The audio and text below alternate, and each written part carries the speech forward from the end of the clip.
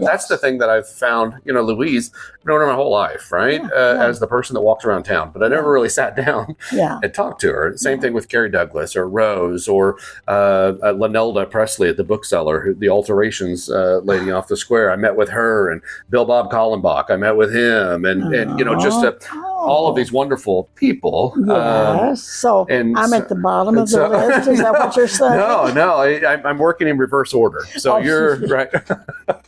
That's smart, man. Right. Hey, everybody. Matt Griswold back again with Neighborhood Real Estate on Why Do You Call Bolivar Home? And today, this is unique because I'm in another one of these homes that has been, you've lived here, you said about 49 years with Miss Pat Baker here in Bolivar. We're just south of the park on this beautiful location on the Summit Street. And I've driven by the house, and you maybe know it. It's blue with a bright yellow door. It's a bright yellow door, right? But it's actually blue-gray. Blue-gray. Okay, it's blue-gray.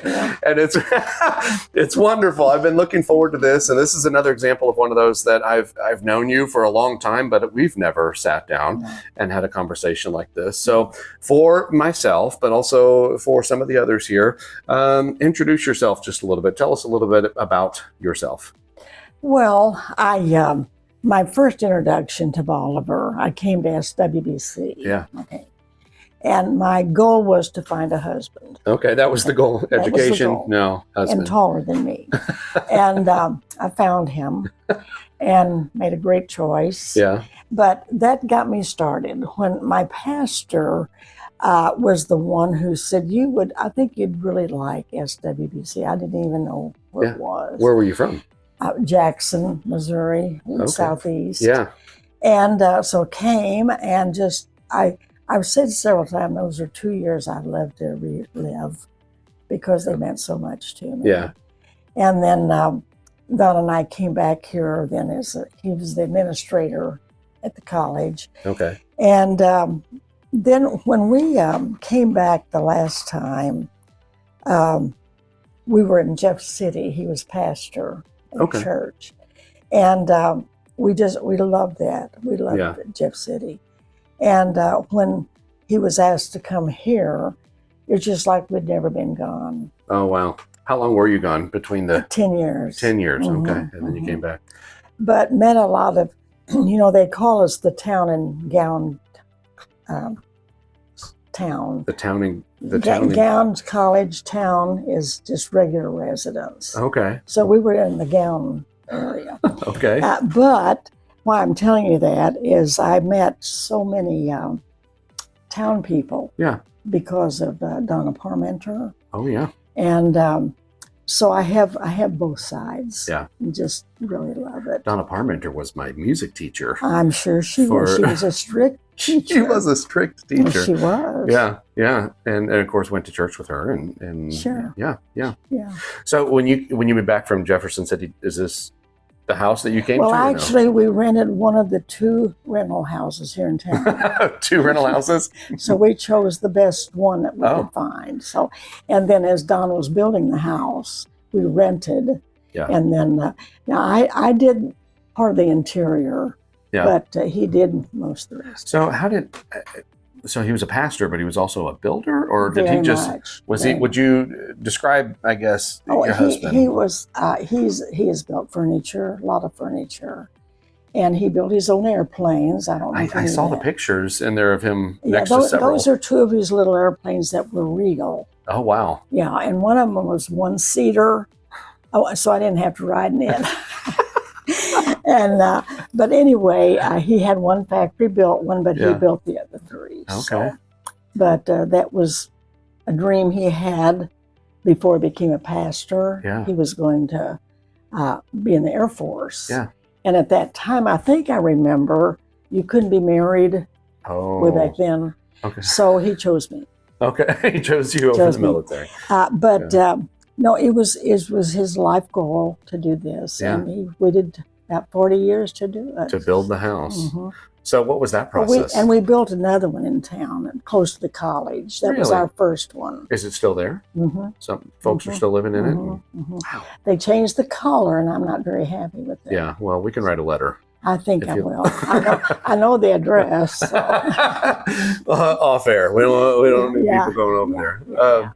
So, and again, I described it kind of cottagey here, and I don't know, I'll get a picture of it, but the wood and the beams and the beautiful fireplace, and I mean, I love it. So you got to pick out, you said earlier before the camera went, you picked out really what you wanted. Oh, yes. But then you picked out what you could afford. And were those two different things? Oh, or big time. What did you want that you didn't get? Do you remember? Well, bigger. Oh, okay. But I'm so glad we built small. Yeah.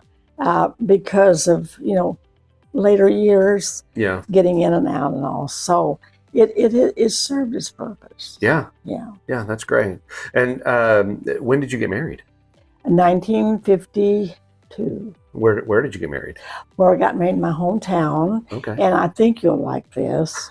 My sister and I were married in a double ceremony on our parents' anniversary date. Wow. And my second child was born on my 5th anniversary. Wow, on the anniversary. Uh-huh. Wow.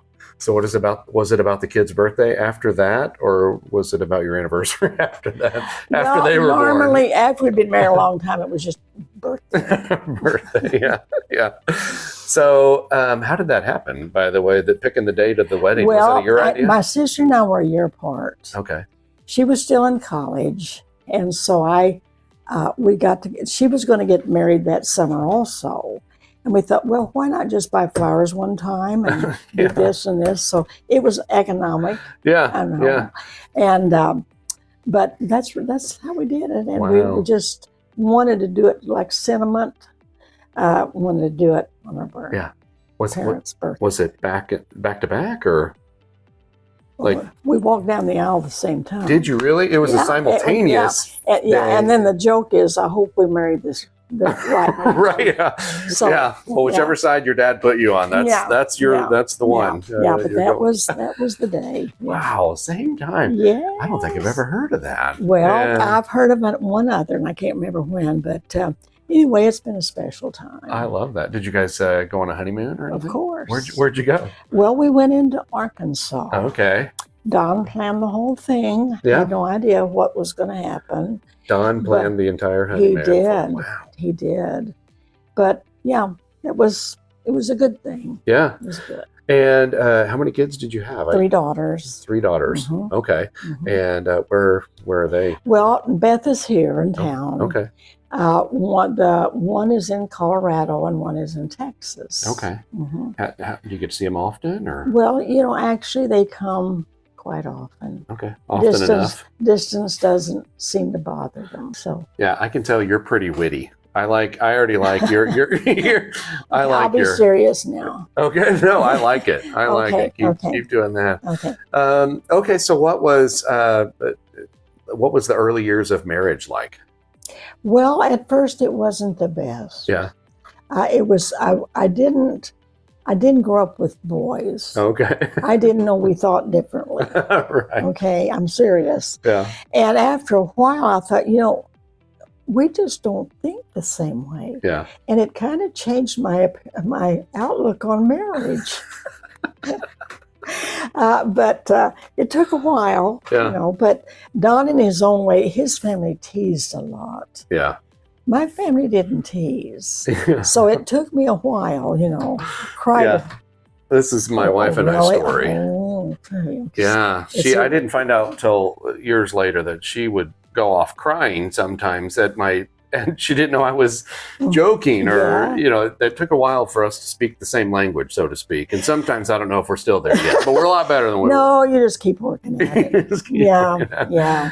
It was an older couple. It was a great marriage. Okay. Yeah. A great marriage. There was an older couple that we were friends with at our previous church in Clever before we came here, and sweet older couple, wise beyond their years, and we just love having them pour into us as much as they could. And it was great because Miss Mary, in her living room, there's a sign that says the first 50 years of marriage are the hardest. And I thought that's pretty funny. And someone said they had 10 great years of marriage, but they'd been married 40. So Right. same thing, I Yeah, guess. same thing. Yeah. So let me ask you then, why do you call Bolivar home? Or what is it about Bolivar? Well, of course, introduced him to me at college, and this is when you walked everywhere. You know, we walked to church, and we walked to, if we had money, we'd go to the cafe Yeah. and all. But I can't explain the feeling, but I can't say, maybe it was a family feeling, but it just appealed to me. And when we got to come back the first time, I could hardly believe it, because I just love this place. Yeah. And of course, it started with the college, you understand. And then when we came this time, I think I've lived long enough now, I get to see kids having kids, and you know, and then watching the aging process and so forth, and just know people more than I ever have because of the length that we've been here. Yeah. But it's I just can explain it's home. It's home. And of course, I've lived away from home. Don and I were married 66 years. Okay. And so that tells you, when I left for college, I was 18 and never really was back home. Wow. Were you an author? Mm-hmm. So how many books did you write? Well, altogether, I wrote 8. 8. Okay. Mm-hmm. Mostly on parenting and devotions. Yeah. So did you did you have a job in education for parenting or things like that, or so you learned at home? You will understand this. Okay. This was a gift. This is a gift. Okay. And I've done different levels, but I kept a journal for 40 years. Okay. Then I took material out of there for my first book. Wow. Okay. Then I'm glad you asked me, because this has been really fun. After I did the first book, I started being invited to women's conferences to talk about that book. And then those that heard me, they would invite me there for the next 30 years. I led women's conferences. Wow. So it just kind of doubles. So when book publishing became very competitive, and if you didn't have a public appearance, you know, right. But so I went to magazine article writing. Oh. Okay. Did that for several years, and now I do a blog. You still do? Mm-hmm. Oh. One just came out yesterday. Where do you write the blog? I'm sorry? Where do you publish the blog, or is it? Well, it's on my computer. It's just called Shadowing Jesus. Okay. And my goal is to share what I've learned following him all these years. Isn't that fantastic? And I definitely want to talk about that. But I love it that, you know, whenever I say, well, did you have an educational background on that? I love it that you, candidly, that you said, no. I mean, this is from experience. I was very ill-equipped.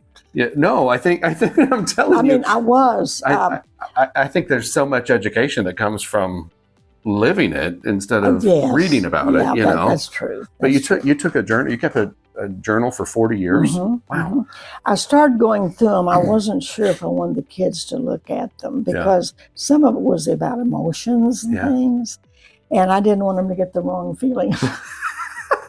You know, it's funny that you say that, because I just found a letter that my mom had written to one of her friends, but she evidently never mailed it. And it was October or November or something like that of 77. I was born in 77, and I'm a brand new baby. My older sister is a toddler, and it's my mom going, how do I manage this? And, you know, but she's also beating herself up going, I feel like I'm failing here. I feel like I'm failing here, and Women to read do it, that. Women do that. But to read it, you know, you would think, and I'm sure your kids would agree, like, no, my mom was well. fantastic. Right now, I'm perfect. Yeah, perfect. Because they've forgotten everything. Yeah. What was your first book titled? Mom Take Time. Mom Take Time. Okay. And I tell you, in fact, this was kind of Don's idea. The Luke, where it says Jesus grew in wisdom and stature and favor with God and man. Those were my 4 chapters. And then he said, you need 2 more chapters. So one was taking time for myself and taking time for my marriage. Oh, okay. Yeah. So. And then you created some sort of a keynote or something based off of that book that you would then deliver. That's fantastic. And this is just an extra too. On my journals, one of my older ones, I had put an asterisk, book idea, Mom, take time. Okay. And that was like 15 years before I started writing. Yeah. So that's pretty amazing. Did you always like to write? Love. Well, I mean, if you're diligent with a journal for 40 years, you don't need to write. Well, and again, Don I said, Don, I really want to write so badly. He says, well, just start keeping a journal. And it was good. Yeah. It was good. And I like to express myself through writing. Sometimes you have a deep feeling for someone and you think, well, I can't get through that talking, so I'll just write to them. And I just find it's my purpose right now. How long have you done the blog? Probably 6 years. Wow. No slowing down? Well, I tell you what, when I was having some health problems, I quit for a few months each time, but then got that started again. So it's just experiences, and I just got a response from a gal. She says the imagery I use helps get the lesson across. It's great. That's not that you need validation, but it's nice when you hear it and say, oh, this is serving a bigger purpose than just me putting my thoughts on paper. And then getting responses says, I say, I'm not through yet. Yeah, no, that's great. I've been a speaker for a lot of years, but I went off on my own about the same time I got my realtor's license last September. I started to go on my own. The nice thing about my own is I get to talk about what I want to talk about, right? And so I developed these keynotes, and I have one called Lead Them Well, and it's about the power of influence, of how we influence people on a daily basis without having to have a title. Is this business you're talking? I do leadership, inspirational, motivational, things like that. But it's a lot of these lessons that I've learned as a dad. Sometimes we think we're teaching the kids lessons, but a lot of times the kids are teaching the parents lessons. And how do I apply that? Yeah, how old are your kids? Do I? How old are your So my oldest, he'll be 25 this month. And then Caden turned 21 yesterday. And then we have Hudson, who's 12, Annalyn, who's 10, and Clarcy, who's 8. And so, and Clarcy is right now at Walmart with my dad, with Papa, because he takes all the kids to Walmart. They get a $25 budget for their birthday. And then he buys. So Dad's right now probably shopping for fake nails and a spa kit for my 8-year-old. Perfect age. Perfect age. But but it is interesting. Somebody asked me, I have another one called Harmony and Melody. Are you harmony or are you melody? And I translate the power of music that music plays in our lives. Would you think that? Do what? Would you do that in books or just speaking? So I'm in the process of trying to write my first one because as a speaker, somebody's like, "Where's the book?" I'll go speak, and they're like, "Can I buy that?" And here's my hard part. I'm not a reader. If there's a video, I'll watch the video. I'm just not a reader, so it felt kind of hypocritical. However, I'm to the point now where I get a lot of people are. And so if I can capture these stories, because I speak in stories, and if I can capture these stories in a way that people Jesus did. Jesus did. And he could say a story in a sentence, and it tells you what. Yeah. We've talked about this several times, and you and I both share a love for Jesus, and you've talked about this. Talk about your faith and maybe when you became a Christian and what role did faith play in your life and still does. Well, my testimony is very short. I think I was 9. I know I was 9. And I just knew that I just loved Jesus. Yeah. And I believed what he did for me. Yeah. And that's my testimony. Yeah. Now, this is, I think, interesting. This was way back when you had 2-week revivals, you understand. And the night of the baptism, there were 50 of us that were baptized. Wow. And I had tremendous Sunday school teachers. Yeah. All through, Mother and Dad made sure that we were in Sunday school. And my thing now is you learn along the way. Yeah. And if you don't, there's something wrong. Yeah. And these last several years, it's just, I look at life differently. I'm more grateful. I accept people more than I used to. There's good things about getting older. Yeah. I have my days, but I think of Don's death. That will, change your life. But my thing with him, he was so influential to me. He had the gift of faith, and that rubbed off on me. Yeah. And my thing now, he is gone, but the influence is still here. My maiden name was Hofmeister. Hofmeister, is that German or very German? Okay. And Dad's business was called Webb's Drive-In. Okay, Webb's. Webb was the first one to do it. Well, Daddy's middle name was Wilbert. Okay. So he just kept the Webb's. Okay. And it's still called that. Wow. Mm-hmm. And it's in Jackson, huh? Mm-hmm. Okay. How long were your parents, when did they get to Jackson, or were they raised around that area? There. They were always there. Okay. Yeah, my dad grew up in Jackson and Mother just a few miles away. Yeah. So, but that was just home for 18 years. Okay. What are some of your hobbies? I know writing, of course. Do you have other hobbies? Or? Well, I don't call that a hobby. Okay, that's life. Huh? Okay. It's just when I was publishing and all, I just consider myself pretty legitimate. Okay. Yeah. But that's why I spend my time. And cooking. Oh, you like to cook? If I think, what can I do today, I cook. Okay. If I can't think of something else. Okay. So, do you like to cook or bake? Or both? Yeah, both. Yeah. Okay. And then I have a reason to cook one good meal a week. I had the kids over. Oh, okay. And I used to send leftovers home with them, but I keep them now.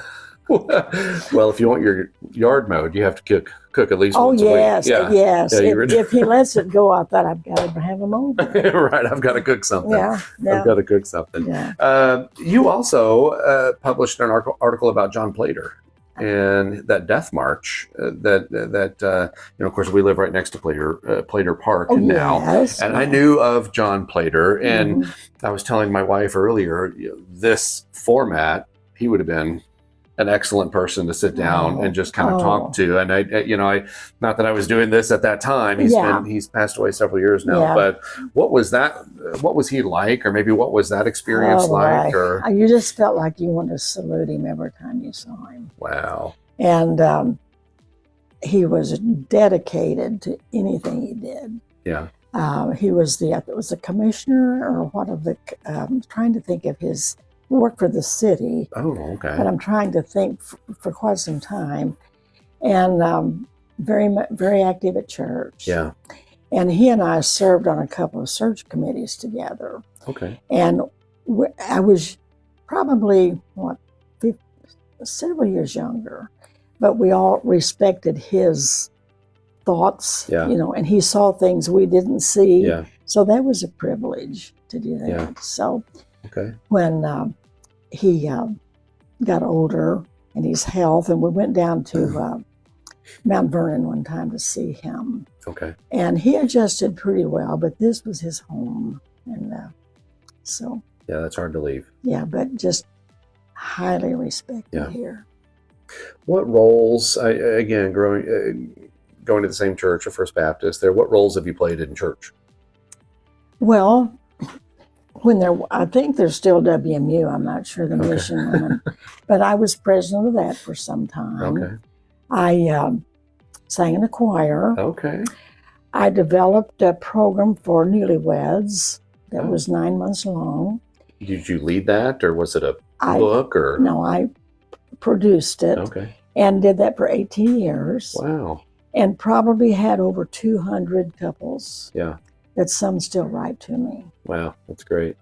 That's great. You talked about the impact that your Sunday school teachers had on you when you were younger. Did you ever work with kids?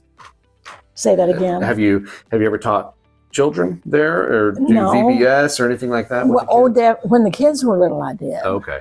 You're supposed to. Yeah, yeah, they need volunteers. Yeah. That. But and then I did work with the youth in Sunday school for about 8 years. Okay. I was the director of that. So. I love working with kids. I coach a lot of youth sports, and I love the kids. And my wife and I just did the Bible stories for the kindergartners at VBS. That was like the third year. I think that was the third year in a row. Is that right? Yeah. Okay, well, But I love good. doing the Bible stories with the kindergartners because we can act it out, and then we can Oh, yeah. it's a production now, and then they I love the symbolism of that. Well, and they're so soak it in, don't they? Yeah. Mhm. Yeah, they couldn't wait. And that made me feel good. They couldn't wait to come to Bible story time instead of rec time or snack or time. popcorn time. Yeah, Right. yeah. They couldn't wait because they're I want to make sure I have there's kind of we acted out at the same time, but there's also a some sort of an activity that goes along with the story that they can then remember and well, you I do just it as love long that. as you can move. Yeah. Well, okay. Yeah. I love it. Yeah. By Yeah. the end of each week, it's always like, I'm not 100% sure why we signed up. Why did we sign up for that again?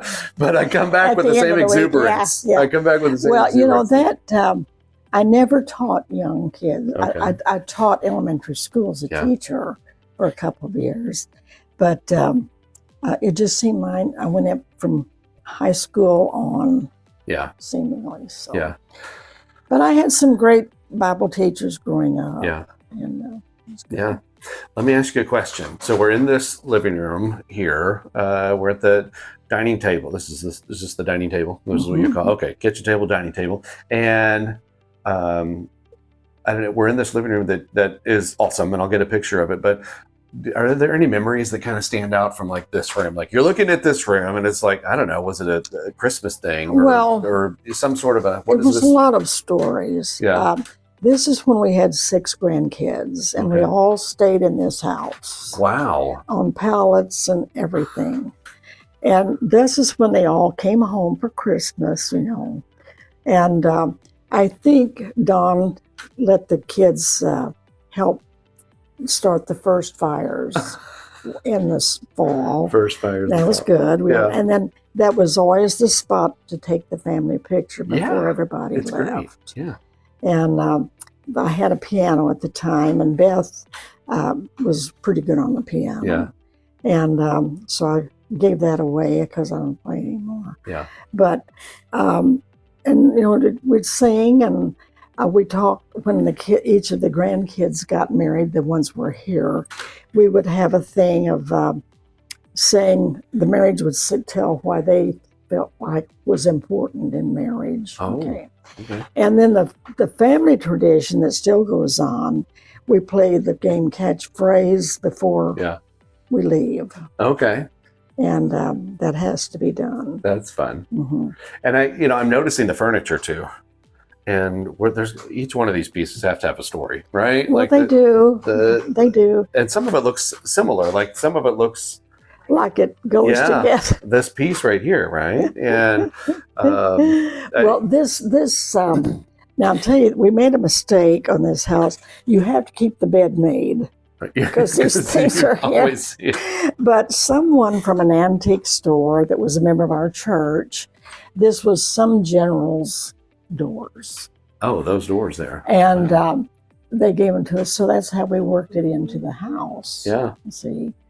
But no, this this table's been used a lot. There's four leaves in it. Okay. And so we just stretch it out. Big. Yeah. And they won't all be in the same room. Yeah. So we'll put a card table at the end or something and open that door. It spills in. But I tell you, if I've got a good family. Yeah. If any of them dislike each other, I don't know it. Okay. Because I watch the grandkids and the great-grandkids, and they're just having so much fun. Yeah. What about that swing in the tree? That swing? It's very old. Yeah. We've changed the rope once. Okay. And we just wanted it for our grandkids and grandkids and great-grandkids. Okay. How long do you think that swing's been in that tree? Boy. I would say, I'm going to say close to 40 years. Yeah, it's great. And the backyard is very park-like. Are you That's my hobby. I was going to say, are you the gardener there? Well, right now, my job is to get the flowers, and I'll sit and tell them where I want them. That's perfect. I can garden like that. But I really, really miss it. Yeah. I just can't bend anymore. That was your hobby, the gardening. Someone said, how long has it taken you to do it? I said, about 40 years, Yeah. you know, because I keep moving stuff. Yeah.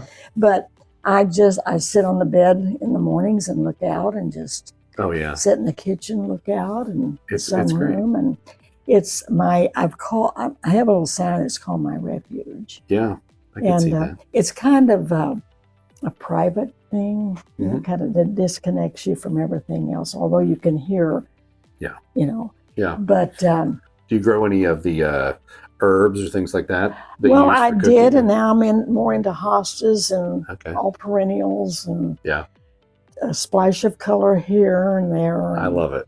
So, did you frequent? I would assume you frequented Dunnigan Park as well over the years. Do you just take a walk and go through? Oh yeah. Yeah. Oh yeah. This has always been one of my. Speaking of from the real estate side, but also from growing up here, I just love the area. I mean, the homes have been here for quite a while. And they're established and they're nice and they're well taken care of, and the park is right there, and it's just it's a great spot. We really did choose well. Yeah, it's handy for church. It's handy for the park, and the girls grew up there. My girls grew up there. And the grandkids and now the great grandkids. Yeah. So I save bread crusts all the time for the ducks. And it's just tradition. Yeah, that's right. Tradition. So how much did you pay for the lots? Do you remember? Well, this lot cost $6,000. That's actually higher than I thought you were going to say. Pat, he's kind of quiet, okay? Yeah. He said, would you call and see if they'd take a little less? And this was an optometrist that's no longer living. Yeah. He said, well, Pat, I haven't raised the price. I mean, the price, I haven't raised it all these years. Yeah. But it was a mess. The explosion, and there was still debris and everything. And so we decided we could handle that. Yeah. Wow. And I always think that's interesting I can't remember who I was talking to. It might have been Carrie Douglas, but one of their first houses that they bought, and it was less than $30,000, something like, and I thought, goodness. Yeah, that's, well, I'm sorry, I won't even tell you what this is priced. Of course, you couldn't get it. No, yeah. But it's just amazing. Yeah. It's amazing. It is amazing. It is amazing. Well, one thing we did to our house that when we built it, everything was dark, really dark. Well, see, it's dark anyway. Yeah. But we changed all the windows and everything to get bigger. So that was a good move. Well, again, that natural wood there. Yeah. Someone told me, says, you need to paint that. I says, no, I'm not going to have that painted. Yeah, no. Why would you do that? This would be my favorite. I'd sit in here all the time. This would be my favorite sitting spot. Maybe right there where you are. Yeah, that's good. That's good. Well, that little chair over there is mine. The little one over there? Yeah, when people come, I says, that's mine. What's the story with that? Well, actually, I had some back trouble, and that's the only thing that ever felt comfortable. Okay. You can't, and she'll probably have back trouble when you leave. There's nothing over there that's comfortable. I promise you, there's not. There's not. But actually, most of my friends, we meet in the kitchen. Yeah. Just sit there and talk. It's a communal place. Yeah. You mentioned piano. Did you play just at home as a hobby, or? Well, yes. I just really was interested in music, and when I was here in school, I was in a women's quartet. I was like that, and then we make the joke. I'm glad I could play because the pastor's wife was supposed to play the piano. So while he was pastor, I played the piano. That role has changed so much; it just sounds all what. Pastor's wife's supposed to play the piano. That's good. Yes. Can your wife play the piano? Yeah, we vote for it. You're in. Do you know Elizabeth Roars? Alvin. Alvin. Yeah. Her mother taught Beth while we were here. Oh, okay. And they're still around here. I see them, the Roars. Right? Oh, yeah. Oh, yeah. We have our own reserve section for worship. Yeah, that's good. You have plaques so there. So don't ever come over. If you're, you can wave as you're going by, but that's keep it moving. I tell you, just personally, I feel like I'm working with God. Yeah. When I write. That's fantastic. If I'm having trouble, I suggest, please help me put these words together, Yeah, that's good. But it's I've never second guessed doing this. That's fantastic. What type of legacy are you hoping to leave? Well, okay. I should have thought you would ask that. I haven't lived a perfect life, okay? Yeah. But I have lived the best I could for the Lord. And that's what I'm wanting to leave. When the kids think of me, Yeah. I want them to know that I followed the Lord the best I could. Best I could, yeah. And that Scripture is very important to me. And just, I think the love for them I've had, yeah, that they'll always remember that. I think one of my doctors said, just live what you believe. Mm-hmm. You can't do it perfectly. Yeah. But what your belief, I know speaking it too, but you really need to live what you believe. Yeah, that's right. But again, I think going back being older, I accept myself more. And someone was talking to me the other day, and he was talking about a problem. And afterwards, he said, "Thank you for letting me be a version of myself." Okay. Just be myself. Yeah. And they say older people can say anything they like. Well, that's not true. You can think it, but don't say it. Right. But right. But anyway, that's been good for me. Yeah. That's good. And I think concentrating on my big deal right now, well, I shouldn't say that. This blog I've been writing is how can I glorify God the most? Mm-hmm. And I had to study that. But the thing is, one of the things says, when you reflect God instead of yourself, mm-hmm. you have glorified Him. Yeah. And that's one of my goals. And like Adam said, we're working toward that. We're not there yet, mm-hmm. okay, but we're working that way. So I'm content. I'm not, what's the other word? When you don't give a rip. What was the word? Complacent, yeah. That's it. That's it. Yeah. I don't feel that, but and I do what I can. Yeah. And I used to think I need to be doing more, more. Yeah. But to get out from under that helps. Yeah. Yeah. I had this thought cross my mind earlier today, because it's always like I need to be doing this, or I should be doing this, mm-hmm. And I thought I had this kind of an epiphany there of need to and should tends to devalue do. And what's interesting about that is we're probably doing quite a bit, and we devalue that ourselves because we feel like we need to do the next and thing. That's just not where it is. It's just not where it is. Yeah, I get it. And I should have heard that younger in life too. Yeah. But it has nothing to do. I said, okay, here's another thing I'm learning too. You kind of wait for God to give you those opportunities. Yeah. You don't just make them yourself. As much as we try. Yeah. But that's a desire, Mm-hmm. So, but the doing thing, we have to, it's just part of us. Yeah, that's right. Mm-hmm. Well, is there anything else you want to get into that we haven't gotten into? Well, I feel like we've got anything. I will tell you, it's a practice that Don and I had for about 45 years. I always got up early to have my Bible reading. And he was still asleep. And one day he decided he wanted to have them with me. Okay. I didn't want him to. This ends good, okay? So the first morning he got up and I started reading the Bible. He laid on the couch and fell asleep. Okay. I thought, well, this is not working. So I said, okay, if you really want to do this, let's have breakfast first and then have them. Yeah. And I don't know if we ever missed a morning. Oh, well. But besides that, and praying for everybody, we ate a piece of chocolate together while I drank coffee. Yeah. And the last morning I got to see him, we had just had our Bible reading. Oh, wow. And there's just so many good things. Yeah. Grief it's different for all of us, isn't it? That's right. And once you get over maybe they'll say the first part, the fresh part, I just remember the good things.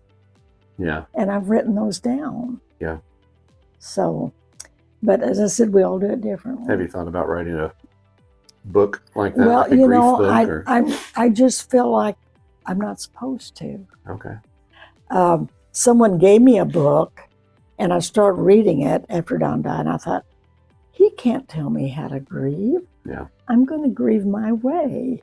And in fact, I talked to the girls and said, you all are going to do it differently than me, but let's do it our way. Yeah. But no, I have talked face to face with new widows. Yeah. And I'm glad I can do that. Yeah. This is the thing Don said too. He prayed this a lot when we got older. He said, Lord, make me useful as long as you let me live. Yeah. And I have prayed that many times. Yeah. That's comforting. Very comforting. Yeah. In whatever way. In whatever way. You know what's interesting about that with my mom, even with the Alzheimer's, she doesn't know me, but if you talk about Jesus, she knows Jesus. And I am convinced that God is still talking to her, and she's talking to him, and like, even though I have a hard time communicating with her or back and forth, I am convinced that Jesus still has her by the hand like that, and it's just that even in those moments like that preaches to me, even when she's like that, and so and that's a good thing. I haven't experienced that, but you don't know what they're thinking. No. What they're hearing and all. Yeah. Ed Clark was kind of his wife, I think, lived 15 years with this. And he would just talk to her like, he'd talk to anybody. Yeah. Sing to her and all. And what a testimony. Yeah. Well, this is good for me just to kind of reminisce and think through life again, not... Yeah. I'm like, Mother, I never dreamed I'd live this long, but here I am. Yeah. How old are you now? I'm 93. 93. Yeah. I look at Louise and I thought, I'll be like that in 4 years. I don't mean that bad. No, she's something to shoot for. Louise is. She's the most determined woman. Well, that's just so neat. Thank you for asking me. Yeah. And I appreciate what you asked me, because I think I pretty well covered everything. That's good. That's good. It's about your story, and if we're talking about community or why Bolivar's a great place to live, then I think you also. And I felt accepted here. That's another big word. And just said between us, there was always a division between the college and the town. Yeah. Okay, but I seemed like I kind of came in the middle. And could relate with both. But just to be accepted, I think, makes you feel at home. Yeah, that's right. Well, if you are looking to buy or sell in the Bolivar area, then let me know. I'd be happy to help. Matt Griswold with... Don't rush it. With Pat Baker. Neighborhood Real Estate. Till next time.